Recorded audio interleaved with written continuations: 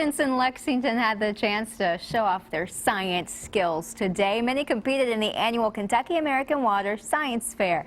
We sent WKYT's Mike Linden to Tates Creek High School today to look at the projects. More than 700 students from around Fayette County are gathered at Tates Creek High School to take part in the Kentucky American Water Science Fair this year. The Kentucky American Water Science Fair began in 1985 with less than 20 entrants throughout the Fayette County School District.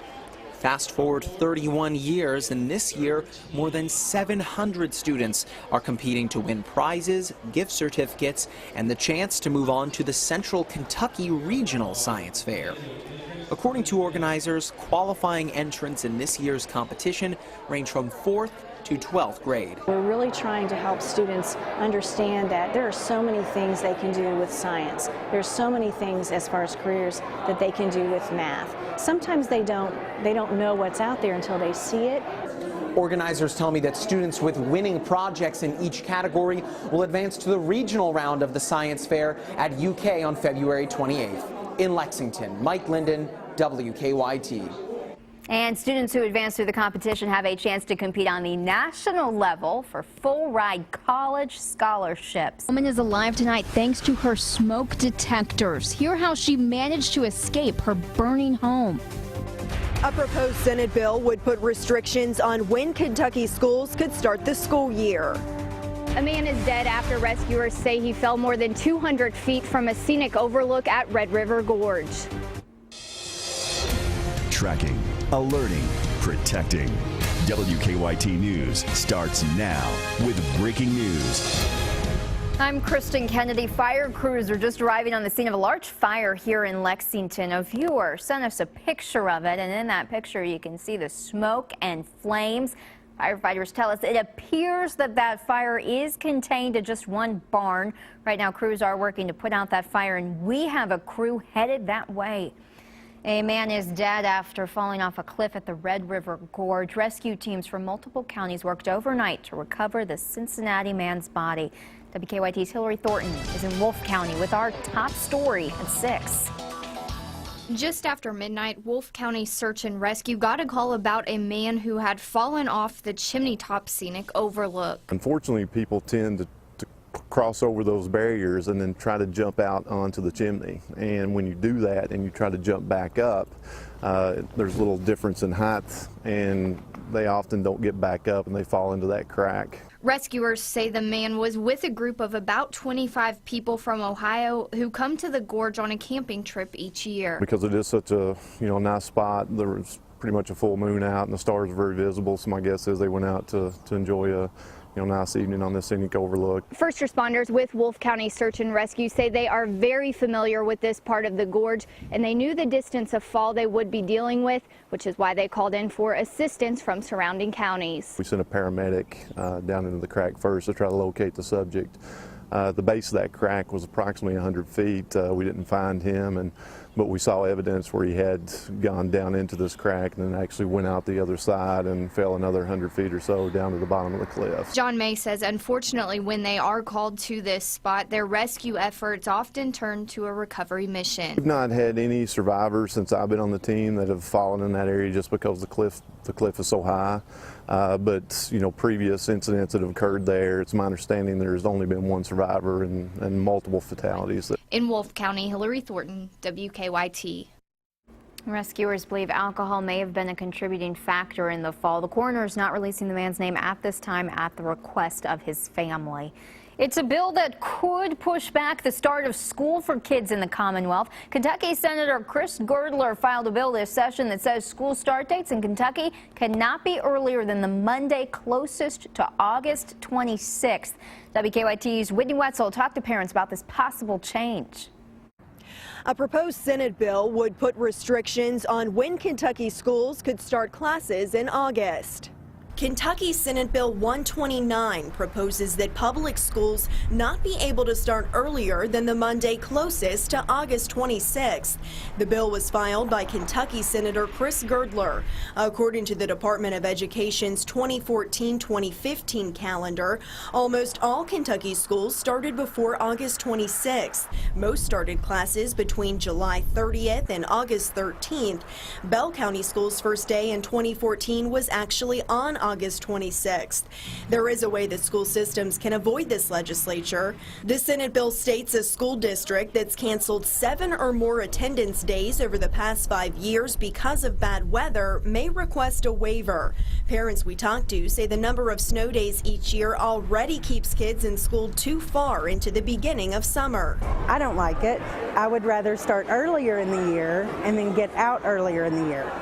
I would rather be out of school by the end of May. It's difficult. The kids are stressed. They need time off. We're not getting a spring break really anymore. We're not getting a fall break. We're not even getting teacher in-service days or half days anymore. If the bill passes, the change would begin with the 2016-2017 school year. In Lexington, Whitney Wetzel, WKYT. Senate Bill 129 would not apply to school districts that are on a year-round calendar. Lexington firefighters say smoke detectors saved a woman's life this morning. Crews spent the morning battling a fire at a home on Monte Vista Road. We're told the woman living there heard the alarm go off and was able to get out safely. Firefighters did have some trouble accessing the fire hydrants because they say a car was parked in front of one. It's best not to park your vehicle near a hydrant. We need to have access to the hydrant, so if we do have a fire on your street, that we can utilize it for water supply. Crews believe the fire started in the basement and worked its way up a pipe in the attic. A Madison County man is recovering tonight after he was seriously injured in an assault. Police in Berea say 48-year-old Freddie Biggs suffered a cut to his throat on the front porch of a home on East Haiti Road last night. Crews rushed him to the hospital with life-threatening injuries, but we're told he is now in stable condition. We have an update tonight on a story we first brought you last week. Campus police at Eastern Kentucky University are asking for your help tracking down the person who threatened students and staff. Police set up an anonymous tip line to help them identify the individual. This comes after someone wrote a message on a bathroom wall implying there would be gun violence on campus February 11th. You can access the tip line by going to the EKU police website. UK is back on the road this weekend. The Wildcats are looking for their 22nd win of the season tonight, and in less than 3 hours, they'll tip off against Florida. Lee K. Howard joins us now with a preview of the game. That is right. The unbeaten Cats are in Florida tonight looking for their 22nd game winning streak to extend there. Willie Cauley-Stein said this week that he's not been happy with the way that he's been playing. John Calipari said that Willie Cauley-Stein's been playing with a sore ankle. Now, Calipari said that he just needs 5 guys to come out and play well to win, and he's happy with the way that his team is prepared this week.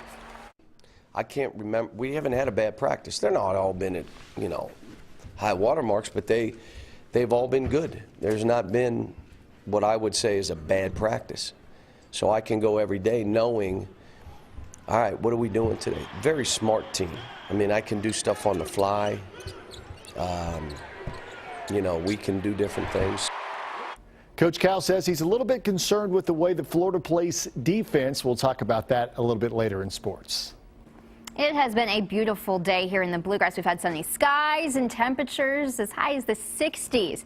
Now we're tracking the chance for some light showers moving in. Meteorologist Jim Caldwell is there with the first alert defender. Jim, showers really? Yeah, it looks like we're going to try to change it up again, and that's been the trend all winter long, and it doesn't feel like winter, of course, out there today. You look outside and you can see some cloud cover off in the distance. Not a bad looking day. Currently in Lexington, check out this. We're at 55 degrees. Normal high, by the way, comes in around 42, 43 degrees, just depending on your exact location. So that's pretty nice right there. Got a nice southwesterly wind coming in at 11 miles per hour, and that fuels a lot of that warm air, and it ushers it right on in to Kentucky. 57 down toward Danville, 57 in Richmond, 60. It's still 60 in London. We did get there a little earlier, but now we're losing that sunshine, so our temperatures naturally start to cool off. Defender scanning the skies across Kentucky, and it is perfect out there. We're not tracking any rain just yet. Those chances will come during the day tomorrow, probably during the afternoon and into the evening, and that's kind of the focus of our forecast. That and the fact that the warmth won't last. We'll take a closer look at that coming up for you in just a few minutes. I was hoping it would. Thank you, Jim. The Kentucky Sport and Recreation Show continues this weekend at Heritage Hall and Rupp Arena. You'll find plenty of ways to enjoy the outdoors this spring and summer while you're there. You can also zip line across Rupp Arena. The show is open until 9 tonight and then 10 through 5 Sunday. For more information on the Sport, Boat, and Recreation Show, just go to WKYT.com. Veterans in Lexington are getting some help from the community. The Man of War Harley-Davidson shop in Lexington is collecting toiletries for veterans at the VA hospital on Leestown Road. The items will go a long way to help veterans who need it. Our veterans deserve it. You know, every little thing that we can do for them, especially the ones that are in need. They've been through tough times, and you know, they served our country. They deserve to get the best. They deserve the best treatment. If you want to drop off donations, you can take them to the Man of War Harley-Davidson in Lexington.